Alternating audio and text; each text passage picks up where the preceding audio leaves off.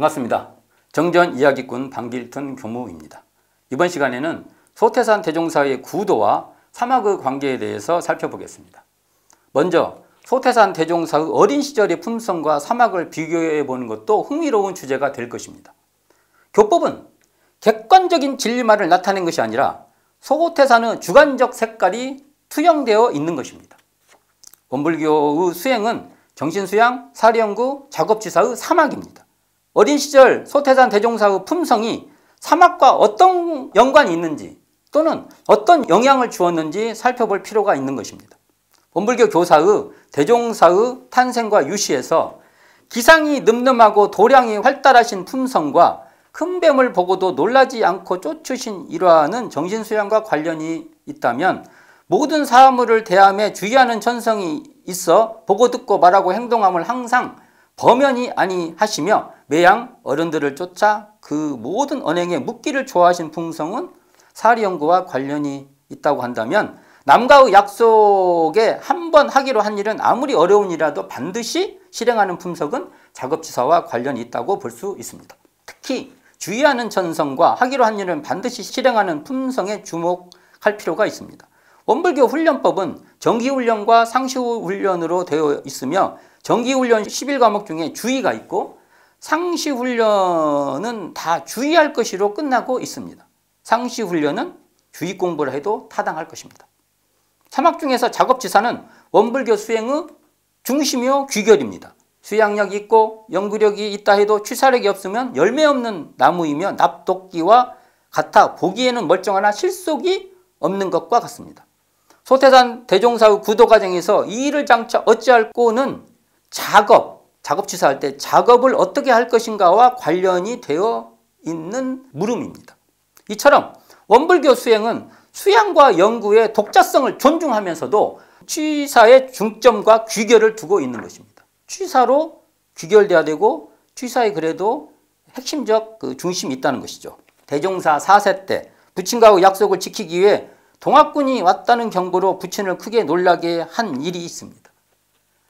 어른들이 동학을 빙자해서 일어난 그 난당들의 그걸 걱정하니까 그걸 들으시고 그것을 염려하는구나 하니까 그 말을 동학군이 왔다 해가지고 놀라게 만든 거죠. 또 10세 때는 서당 훈장을 놀라게 하겠다는 약속에 왜? 동짓날 다른 사람은 다 팥죽 주는데 차별을 했죠. 팥죽을 안 줬죠. 왜 안 줬어요? 대종사님 탄생가의 주위에 좋은 감이 있는데 감을 안 갖다 줬다고. 왜요? 대종사님께서 아마 삼바째 기도할 때 그 감을 제물로 올렸을 것 같습니다. 그래서 감을 안 주니까 동시팥죽을 안 주니까 서당 훈장이 나는 놀란 적이 없다고 친구하고 얘기하니까 옆에서 제가 한번 놀려드리겠습니다 라고 제안을 해가지고 결국은 그 약속을 했으니까 그날 해지기 전에 훈장이 생계를 위해 내다 팔 목적으로 모아놓은 솔가미 더미 땔감에 불을 놓아 훈장을 크게 놀라게 한 일과 이게 크게 번지지 않도록 미리 훈장의 아들을 데리고 가서 바로 신고하게 한 주도 면밀한 행위는 어린 시절 그렇게 하셨던 어린 시절 일화는 교리적 특성과 연관이 있음을 우리는 주목할 필요가 있습니다.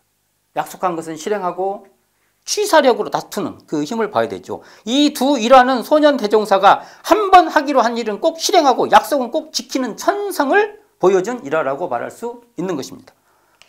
또 정전 솔성요론 13조에 보면 정당한 일이거든 아무리 하기 싫어도 죽기로서 할 것이요 14조에 부당한 일이거든 아무리 하고 싶어도 죽기로서 아니할 것이요 내용과 최초법에 지행을 같이 하고 또는 지행을 대조하라는 대목이 있고 지도받는 사람에게 신용을 잃지 말 것이요 라는 이러한 교리와 대종사님의 어린 시절의 이 품성은 관련이 있는 것입니다.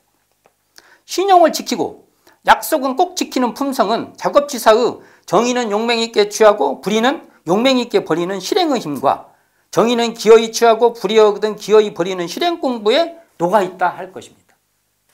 대종사님의 삶과 교법은 무관하지 않다는 것이죠. 소태산 대종사의 어린 시절의 품성은 정신을 수양하고 사리를 연구하며 작업을 취사하는 사막과 관련이 있습니다.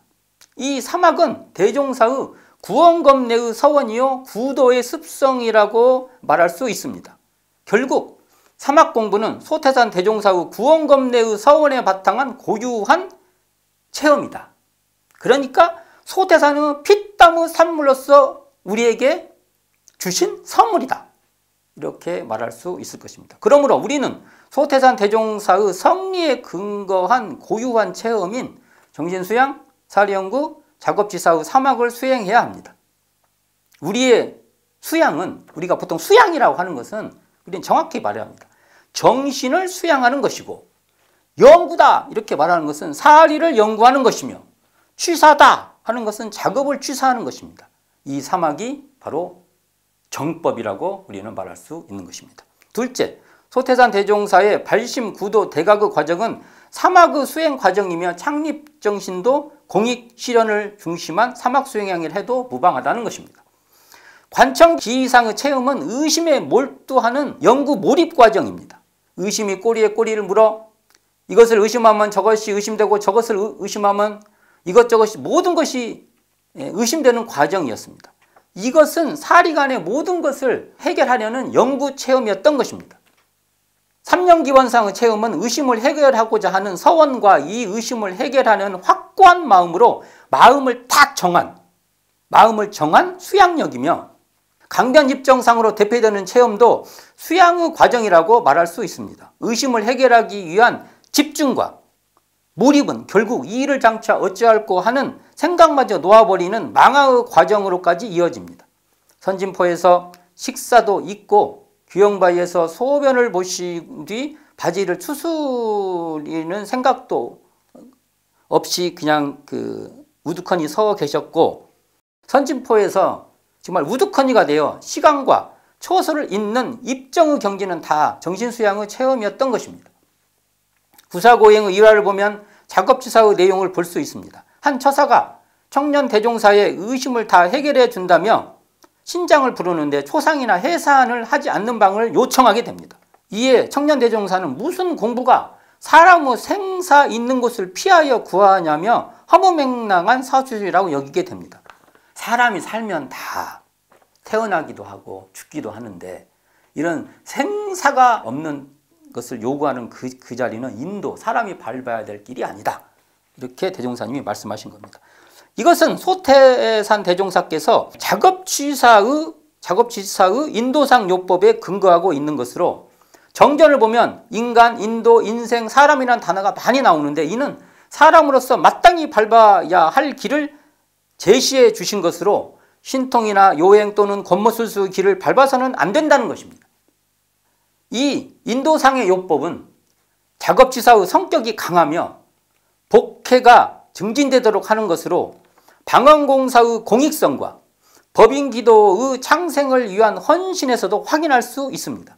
방언공사의 목적은 당시 길룡리인 그 공간에서, 그 당시의 공간에서 쌀밥을 먹을 수 있도록 농지를 개간하여 지역사회에 유익을 주기 위한 성격이 있으며 이런 공익성이 있다는 것이죠. 법인기도는 창생의 행복을 위해 이 한 몸 헌신하겠다는 기도로 이는 다 작업지사의 실현이라고 말할 수 있을 것입니다. 소태산 대종사는 영산 방언상을 개척하고 정관평이라고 이곳을 이름하게 되는데요. 이 말은 일과 경계의 평야, 정관평에서 그 평, 일과 경계의 평야에서 곱고 지조가 있는 정한 마음자리, 정한 자리, 정관평의 정, 이 자리가 바로 곱고 지조가 있는 그 정한 마음자리를 관해서 정의를 실행하라는 뜻이 담겨 있다고 우리는 풀어볼 수 있을 것입니다. 소태산 대종사는 부인선진의 방언 역사를 통해 신심의 유무, 복록의 소종례, 솔성하는 법, 사업 성취력 등의 취사하는 방법을 구체적으로 일러주고 계시는데요. 이 공부도 다 바로 곱고 지조가 본래 있는 그 정한 마음자리를 관해서 그 자리로 이런 것을 다 실행해라, 이런 말이라고 우리는 풀어볼 수 있을 것입니다. 정관평은 작업취사의 시험장이었던 것입니다. 시범을 보인 그 시범장. 또 구간도실과 구인봉은 공익을 실행하는 취사의 실천장이라고 우리는 말할 수 있을 것입니다. 소태산 대종사의 구도과정에서 정신수양, 사리연구, 작업지사의 사막은 서로 바탕이 되고 도움이 되는 병진관계입니다. 의심에 몰두하는 것 그것 자체도 한편으로는 연구이면서나 그 의심을 통해서 수양으로 들어갑니다. 의심을 몰두하는 것 자체가 수양도 되고 의심 자체를 그냥 다 망하의 경지까지 의심을 다 놓아버려서 망하의 경지까지 가는 것 이것도 다 수양이 됩니다. 의심으로서 수양에 들어갔죠. 아울러 그 의심을 잘 풀어내서 결국은 궁극적으로 공익을 다투는 취사의 과정으로 전개되기도 합니다. 의심이 그러니까 수양 연구 취사에 다 전개되는 것이죠. 그래서 의심하면 그냥 연구 이렇게만 대응만 시켜도 안 된다는 것입니다. 사막은 이처럼 소태산의 발심구도 대각의 체험입니다. 사막이라는 것은 소태산의 체험에서 나온 거라는 것입니다. 정신수양, 사리연구, 작업취사는 소태산의 그 공부 경험, 수행 경험, 구도 경험에 바탕한 창조적인 교법이라는 것입니다. 불교 개정해와 연원관계는 있지만 이것은 과거를 존중하는 태도이며 계승하는 관점이지 그 자체가 그 수양연구취사, 정신수양, 사리연구, 작업취사 그 자체가 개정해의 부여는 아니라는 것입니다. 개정해에 종속되는 의미가 아니라는 것입니다. 정신수양, 사리연구, 작업취사의 사막은 소태산의 발심과 구도며 대각의 고유한 체험으로 우리를 광대무량한 낙원으로 인도하는 선물이며 창립적 행신을 실현했던 힘이라는 것입니다. 소태산 대종사의 정신수양, 사리연구, 작업취사의 사막과 불교의 개정해의 사막은 연원으로서의 회통되는 자리이기는 하지만 그 자체는 소태산의 독창적이고 고유한 체험이라는 것입니다. 오늘은 소태산의 구도와 사막의 관계에 대해서 소태산의 어린 시절부터 발심, 구도, 입정, 대각 또는 창립정신 과정 이 과정을 통해서 소태산 대종사의 생애와 수양연구 취사의 사막의 관계에 대해서 여러모로 살펴봤습니다. 감사합니다. 지금까지 정전이야기꾼 방길튼 교무였습니다.